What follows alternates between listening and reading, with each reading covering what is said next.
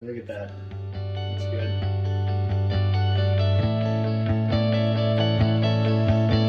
Oh, it's so good.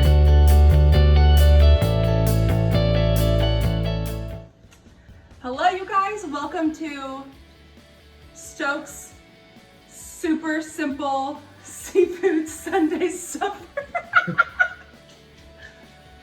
Hey, Mama, you can cook. That's funny. That's funny. I kind of like that. Hey, Mama, you can cook. I like that. I like that too.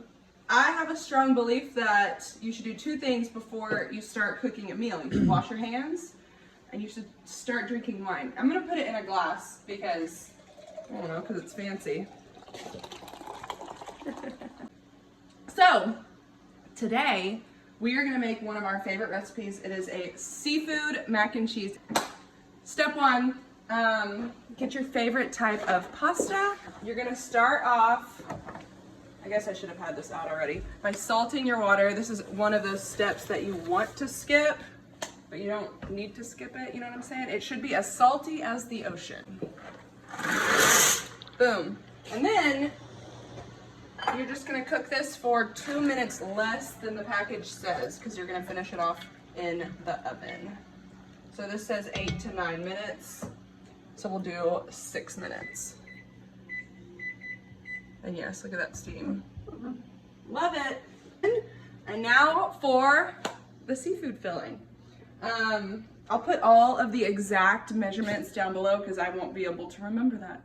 But we're gonna take some peeled and deveined shrimp and just chop it roughly.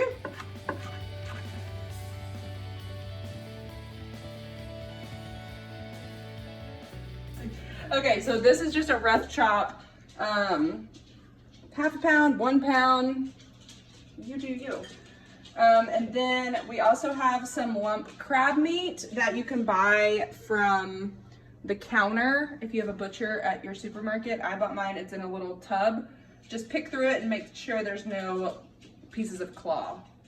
Pieces of claw? Pieces of claw pieces. Shell. Shell pieces. Shell. Oh, shell. Oh, shell. So now we're gonna cook the shrimp, just a little bit. Butter.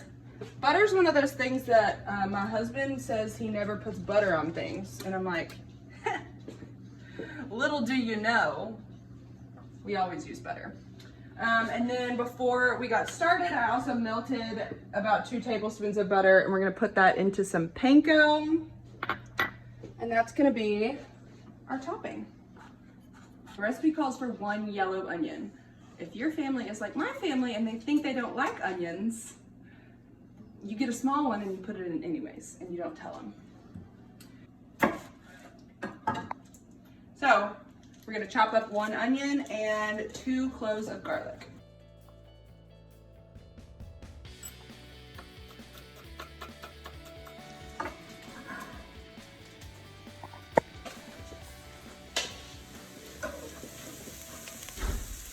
Here's another one of those little annoying but important tips.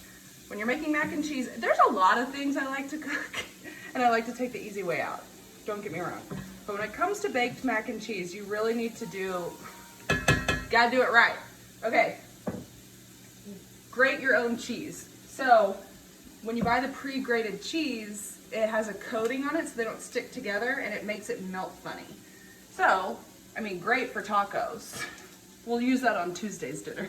I'm gonna use Parmesan Swiss and sharp cheddar. Parmesan Swiss or sharp cheddar? Oh, you gotta plug it in first. Plug it in, plug it in. What was that song? And now some Swiss. Family Robinson. Swiss Family Stokes. Sunday. Super simple seafood. Yeah. I'm just commenting on this. What? What was that? Alright, and then some Parmesan. Like, that is so simple to do. You really don't need to buy the pre-grated. You know what I'm saying?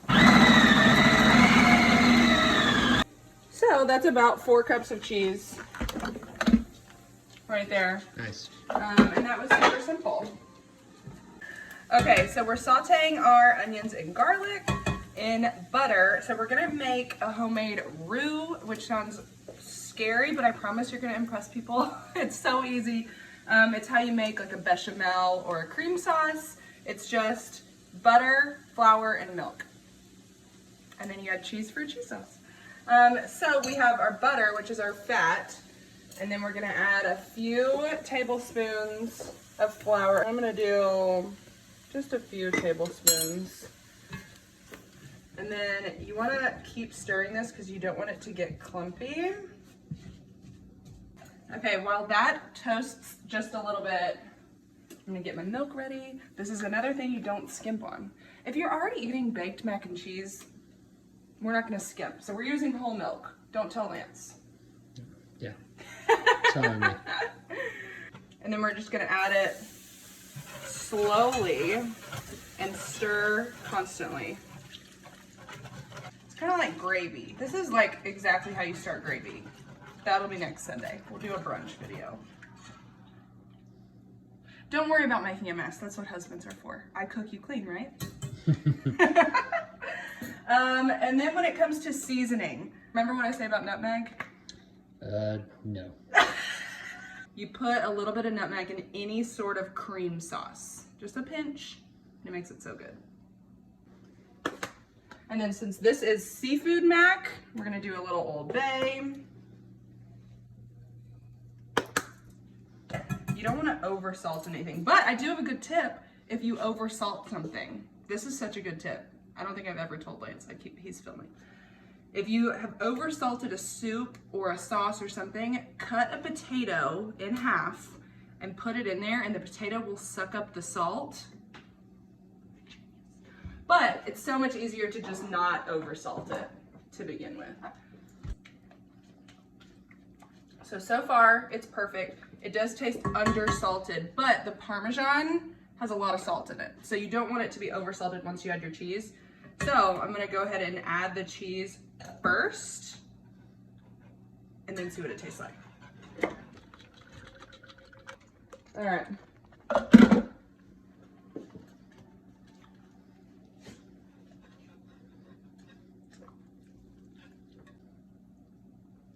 That's perfect. Okay, so now we're gonna add in our seafood.